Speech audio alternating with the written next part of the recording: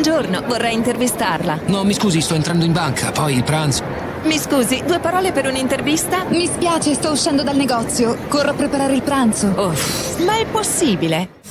Stress per la pausa pranzo? Take it easy, bastano 15 euro. Il tuo business lunch è al Sunset. Un primo di mare, una bistecca con contorno, i dessert per i più golosi da 15 euro con caffè e acqua inclusi. Nel piazzale San Gimigliano a Tortolì il tuo business lunch si chiama Sunset. Sunset Cocktail Bar and Restaurant. 15 euro per staccare davvero nella tua pausa pranzo. Piazza San Gimigliano Tortolì. Infoline 331 59 54 675. Seguici sui social. Sunset Lounge Bar.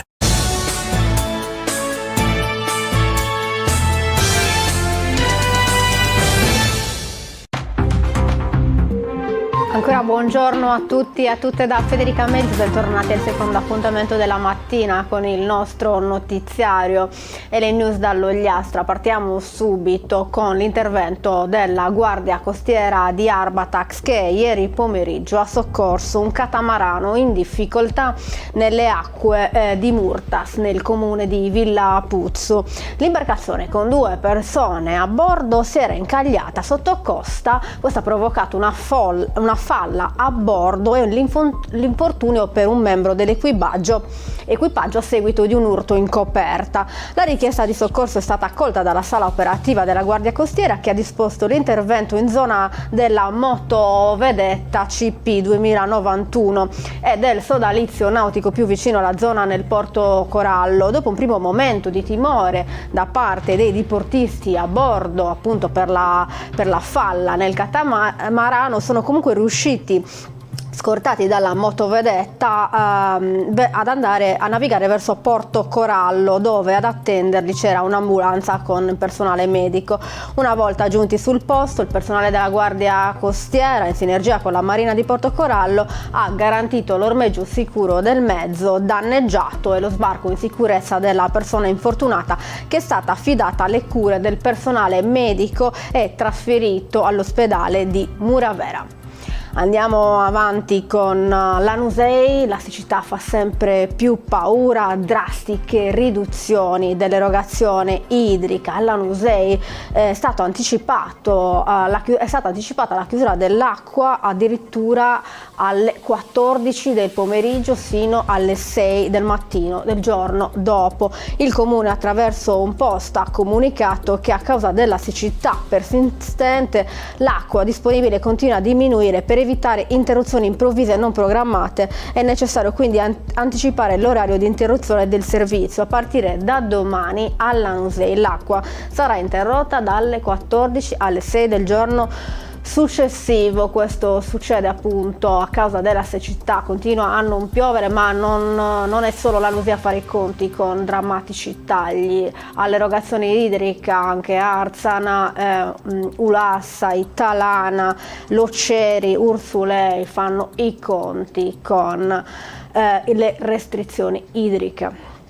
Andiamo avanti con Villa Grande, una gabbia illegale per catturare cinghiali nascosta nella folta vegetazione boschiva in località Gennantine. La scoperta è stata fatta nei giorni scorsi dal personale della stazione forestale di Villa Grande e del corpo forestale di Lanusei durante un servizio di contrasto al fenomeno del bracconaggio. La gabbia, perfettamente funzionante, era stata attivata per catturare la selvaggina. Il barbaro meccanismo di cattura prevede infatti l'improvvisa chiusura della trappola una volta che l'animale, attratto da modeste quantità di mais, entra all'interno. Scatta quindi l'ingranaggio che chiude la saracinesca e il cinghiale rimane intrappolato all'interno. La gabbia è stata sequestrata, sono in corso le indagini per risalire agli autori del reato. È prevista una sanzione sino a 1.500 euro per chi esercita la caccia con mezzi vietati e la comunicazione di reato è stata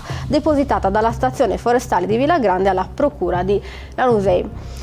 Andiamo avanti, successo al torneo di scacchi che si è disputato domenica a Tortolì. A trionfare è stato Gianluca Cirina, cagliaritano ma residente a Nuoro. A partecipare 26 scacchisti da tutta la Sardegna, organizzato dal Circolo Scacchi Ogliastra, che fa capo all'associazione Officina Creativa Gianas, è stato ospitato nei locali del quarto piano a Tortolì. Secondo classificato Lorenzo Clementini da Cortoghiana, terzo Matteo Sollai da Cagliari. Scacchisti di tutta l'età, tra appassionati e esperti, si sono confrontati in un torneo sistema svizzero. Primo tra gli ogliastrini è arrivato al quarto posto Enrico Santilli, quinto classificato un giovane talento Emanuele Cancet da classe 2011, il più anziano invece è stato uno scacchista di Tertenia di 85 anni e si è fatta valere anche l'unica donna in gara, Caterina Piras. Andiamo avanti, chiudiamo con Barisardo. Il comune ha finalmente il suo spazio espositivo, il MAB, Centro Culturale d'Arte, sarà inaugurato il 15 giugno alle 18, lo comunica il comune. EIA Factory ha dato vita a questo progetto che ha come obiettivo valorizzare l'arte contemporanea e omaggiare due artisti che hanno legato i loro nomi a Barisardo, trascorrendovi una parte rilevante della loro carriera. Il peruviano Jorge Eduardo Ilson, di cui ricorre il centenario dalla nascita, e Michele Mulas, originario del centro ogliastrino. A Ilson, che ha contribuito a trasformare l'arte dei nodi e delle trame in un potente mezzo espressivo, è dedicata la mostra inaugurale del MAB di Barisardo dal titolo Intricato, legami e intrecci contemporanei, a cura di Caterina Ghisu e Nicoletta Zonchello, con il coordinamento generale di Marco Ramberti. L'appuntamento quindi a Barisardo il 15 giugno alle 18 al MAB. Con questa notizia chiudo il notiziario di oggi, vi do appuntamento come sempre domani 9:30 circa con la nostra rassegna stampa. Grazie per averci seguito e grazie alla regia di Roberta Loi.